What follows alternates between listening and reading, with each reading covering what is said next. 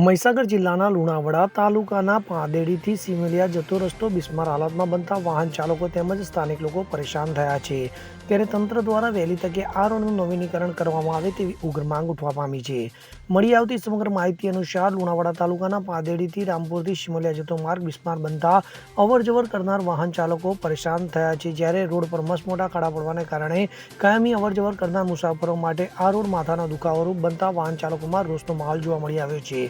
ત્યારે સિમલિયા, ઘટિયાળા, સડા, નાના વડદલા, સેમારાના મુવાડાના ગ્રામજનો માટે લુણાવાડા તેમજ મલેકપુર બજારમાં અવરજવર કરવા માટે આ એક મુખ્ય માર્ગ હોવાના કારણે આજુબાજુના ગ્રામજનો પણ પરેશાન થવા પામ્યા છે. ત્યારે તંત્ર દ્વારા આ રોડનું વહેલી તકે નવીનીકરણ કરવામાં આવે તેવી ઉગ્ર માંગ ઉઠવા પામી છે. સંદીપ દેવાસરી સાથે CN24 ન્યૂઝ, મહીસાગર. હવે જુઓ દેશ દુનિયાની તમામ ખબરો તમારી આંગળીના ટેરવે.